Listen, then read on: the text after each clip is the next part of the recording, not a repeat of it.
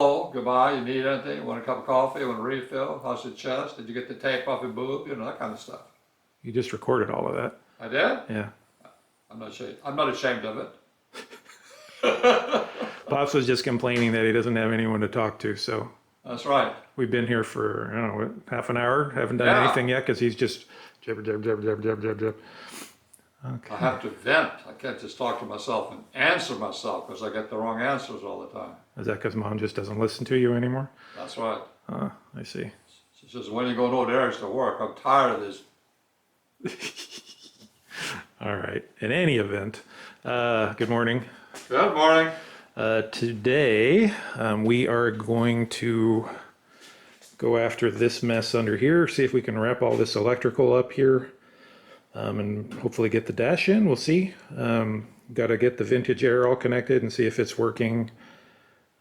Clean up all the loose wires and stuff, and if we can, like I said, get the dash in, we'll be ready to go.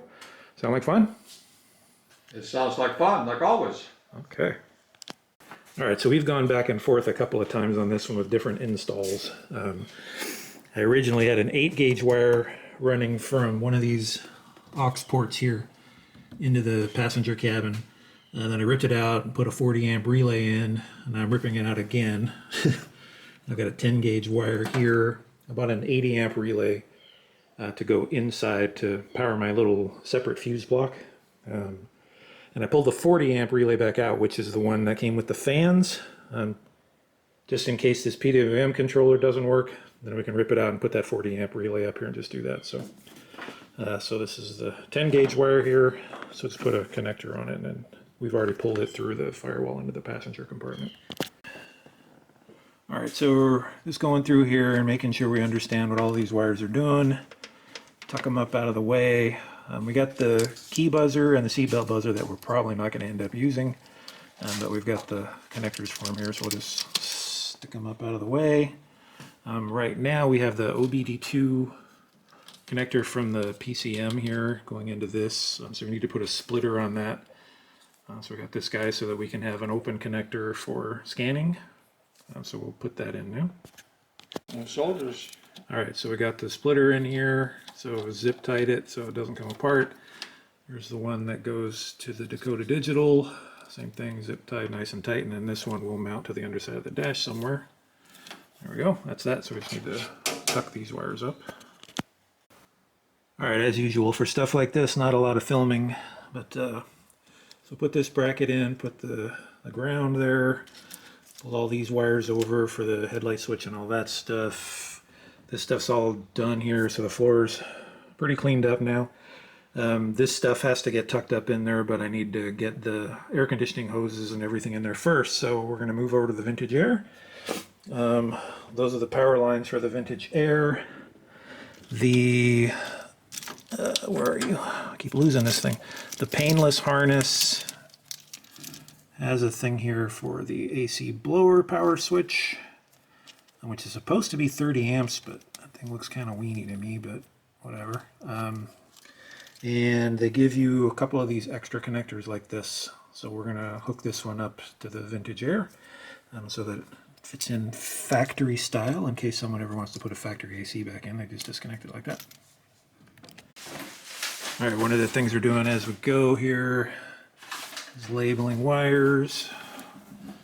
What's what here? Pulled this one across here, tucked it up under there. Let's get this up out of the way in here somewhere. And we connected vintage air power here. That's good to go. All right, so we were hooking all this stuff up and things weren't working properly, and remember to check the grounds. This was loose. So we have the vintage air now. Little control module just sitting here. Look at that.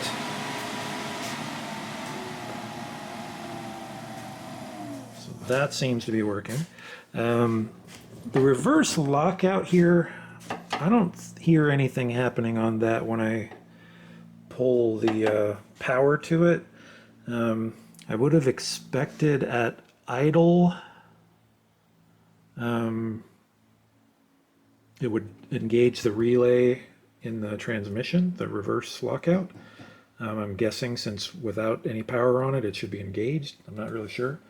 But it could be because it's not getting a speed sense from the ECU or something. I'm not sure. So anyway, it seems like everything's working here. So I think we're good to go to button all of this up, except for putting the hoses on.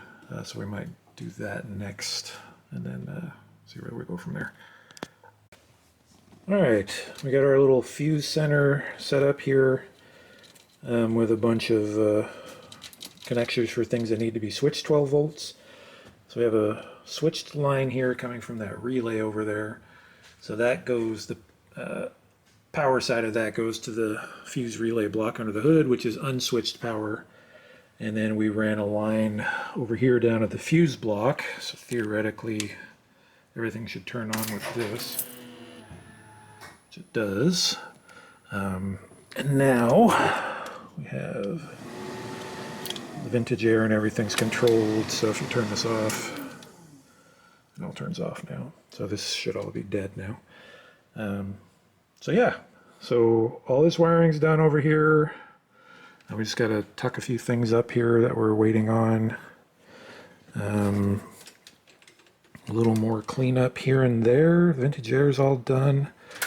Yeah, so I think we're done with electrical under here. So next time we just got to put all the hoses on for the vintage air, and then drop the dash in, I think. Yeah? You ready to put the dash in? Vintage, that's me. You are vintage. Yes. So you ready, Ancient. you ready to do that next time? Yes, I am. Okay. Like to button that whole thing up, put the dash in there, make it look good. I agree. Yep. Okay, so that's going to do it then for today. Let me know if you saw anything you didn't like, etc. And we will pick it up on the next time. Take it easy, everybody.